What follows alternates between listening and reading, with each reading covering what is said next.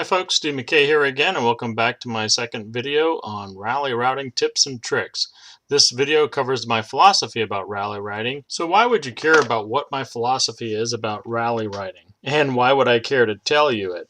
Well, I believe a lot of things that other rally riders do not believe in.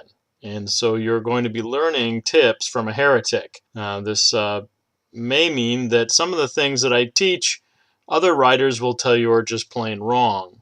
And that's fine. There are many, many different ways to run a rally and ride a rally. All I can say is what I'm teaching is what I do, and my results speak for themselves. So if you're getting better results from me, or you're getting advice from better riders than me, certainly do those things and listen to those people. If you're getting worse results than I am, then maybe you want to pay a little bit of attention here. Okay, so my first heresy is everything to do with rally riding is learned. No one's born a rally god. No one is born with a special part of their brain that tells them how to route rallies. Now, some people might be better at it from the start. And you may be saying to yourself, well, I am not a very good rally rider, or I am a very good rally rider. But these things are all learned. Everything about rallying is learned.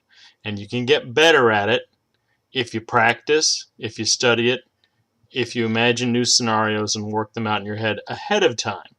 You will become a better rally rider. Like all things learned, practicing it right, practicing it well, makes you better. So you will improve your results by doing things over and over and over again and practicing them in the right way. On top of this, the data from your practice sessions is going to shape how you plan your route. It's very important that you know things like how long does it take you to stop for fuel? How long does it take you to stop and take a picture? How long does it take you to travel 100 miles on a twisty mountain road? 100 miles on a freeway? These things are important. I believe in planning your entire route down to the minute before you leave. This is, of course, assuming you have the time to do this. You don't always have the time necessary to plan a route in advance, but if you have it, you should take it. You need to go where the rally master wants you to go. Many times, rally masters are going to put in bonuses that are just to punish people for going to the wrong place or doing the wrong thing. If you start a rally saying, yeah, I really want to go to this part of the country, or I really hope the rally master sends me here, then you're probably not going to score as many points as someone who just takes a look at the route sheet and says, well, I'd hate to go into New York City, but that's where the big points are. And then finally, be honest on your ride. When you start to fall behind, you instantly need to sit down, figure out what your new plan is, and figure out where you're going to go. You're going to fall behind. Most of the time, you're going to be too aggressive, pick too many locations. Having a plan up front about what you're going to do about that is going to improve your results greatly. If you're still watching, I hope you're going, okay, Steve, I believe you. Now, what do I practice? Well, first thing is, remember, the rally is not the time to learn something new. It's the time to do something that you've practiced over and over and over again and you've gotten better at. So the first thing you want to practice is your actual writing technique and your writing skills and your writing endurance. If you're going to be in the Iron Butt Rally, an 11-day rally, and you've never done back-to-back saddle sore 1000s, you're going to have a pretty tough time on day 7 or 8 when you've just finished 6 or 7 800, 900-mile days, okay? So you want to practice doing long-distance rides. Don't bother to cert every one of them, but you should be doing a 1,000-mile ride every month, if you're getting ready for the Iron Butt Rally. If you're looking at just doing smaller rallies, you don't have to do that much, but still you need to practice getting out there 500, 600 miles a day. Doesn't have to be very exciting riding, but it should cover a variety of different types of roads. And you should be timing this stuff. If you've got a good motorcycle GPS, you can pull the logs off the GPS and it'll tell you exactly how many minutes it takes you to get from one place to another. I'll be recording a video that shows that. So practice your rally craft, your riding craft. You also want to practice your bonus stops. Okay, you may be saying, well, I don't have any bonus stops. I'm not in a rally. Pick some hobby, post offices, historical markers. It doesn't matter.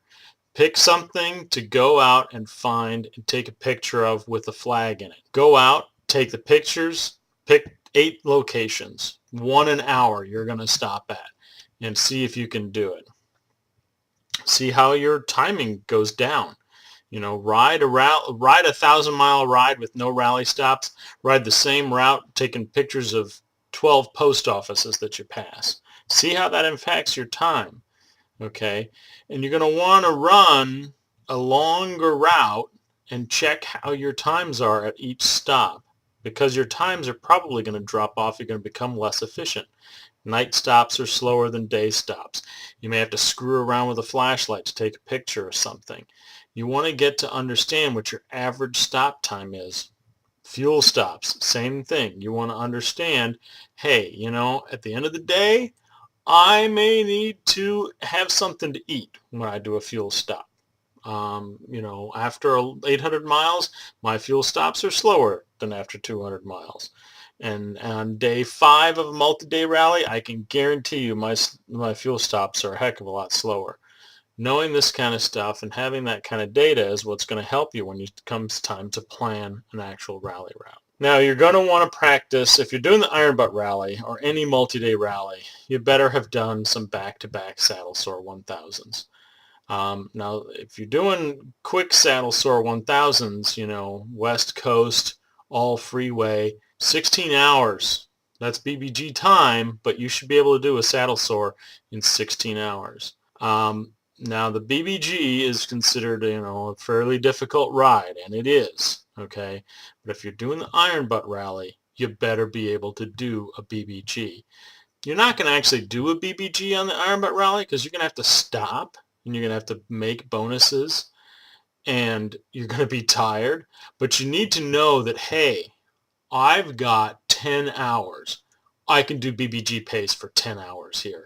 You know, I've got to make this bonus location all the way across the country. I can do BBG pace for 3/4 of a day and skip by a bunch of bonus locations in order to make that big one across the country. Okay. If you don't know if you can do BBG pace, then figuring it out on the Iron Butt is not the time. You need to figure that out before you do the Iron Butt. And then you need to practice your routing at home. There's a lot of different available routing files from various rallies. Team Strange in the last few years has started publishing all of their stuff. Many of the Iron Butt files are available, and you can practice with these. Now, they become less useful as you use them over and over and over again because you're familiar with them and you're not seeing things fresh and new. So you don't want to use those too much. But still, you need to practice, you know, loading bonus locations. If you use EasyBake, loading in the data in EasyBake. I would not believe the number of riders who come up to me, you know, at the starting line going, oh, I couldn't get the bonuses loaded in EasyBake last night. I don't have a route plan together. I can guarantee you that all the top riders knew how to use EasyBake before they showed up at the starting line, didn't have any problems entering in their bonuses. So you need to practice all the electronic mechanics of rally planning. Loading bonuses, coding bonuses, figuring out how your routes, creating your routes, scoring a route, all those things that go into good rally planning, you can't be learning the night before the Iron Butt Rally. You need to have them fully practiced, fully understood, and in your total bag of tricks before you show up at the starting line. Okay, so you've been practicing your riding and you've been practicing your stops and you've been measuring how long it takes you to stop at things. Now I want to make sure you measure your timings correctly. Understanding how long it takes for you to make a fuel stop, how long it takes you to make a bonus stop are very important. First of all, what gets measured gets managed. You're going to start measuring this stuff and your times are going to get better, okay? Because you're going to care about your times. So you're not going to do things like store your rally flag in a locked side bag. You're going to store your rally flag in a pocket in your jacket along with your camera. So when you hop off your bike, you don't have to open anything up. You're ready to take your picture, okay? It's going to save you 30 seconds. things like that. You're going to make adjustments, okay? But measuring times correctly is very important. And here's the correct method, okay? What you're looking at is a diagram of a fuel stop, okay? The red line is what would have happened if you didn't stop for fuel. You've zipped by the exit and you continued on your way. Let's say between the two dotted lines, that's a half a mile. You're traveling at 60 miles an hour. That took you 30 seconds, okay? So we're going to take 30 seconds is I didn't take the stop time, all right?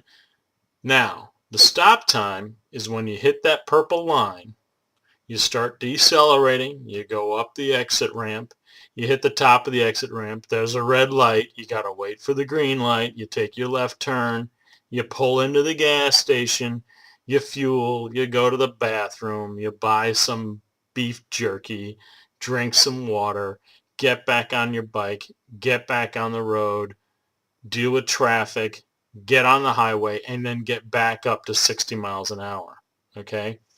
Let's say that that time is 12 minutes. So your stop time is effectively 11 minutes and 30 seconds. It would have taken you 30 seconds to travel that distance, so we're not going to count that. We're going to subtract that from your time, 11 and a half minutes, okay? Many riders will measure their stop time as the time their feet hit the ground in the gas station and they turn the key of the bike off to the time their butt hits the seat and they turn the key back on, okay? That is not your stop time. That's the time you spent in the gas station, and that's fine. You may want to know what that is, but it's not useful for planning purposes. For planning purposes, you need to know the impact that making a stop has on your routed time. Knowing that full time is much more important than knowing how much time you spend in the gas station. And I know you're probably saying at this point, Steve, that seems like an awfully long time for a stop. I know that I don't always have a left turn. I know that many times I won't have a stoplight. I'll be out in these rural areas. That's fine.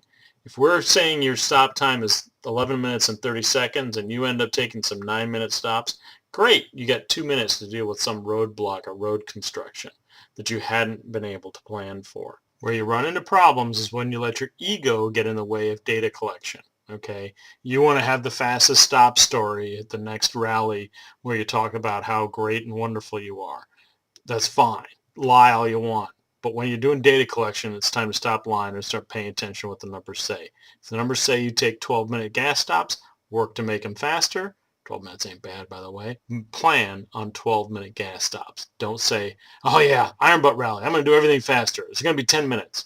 They're not going to be 10 minutes. They're probably going to be 13 to 15. So pay attention when you data collect. Don't lie to yourself. The data will tell the truth.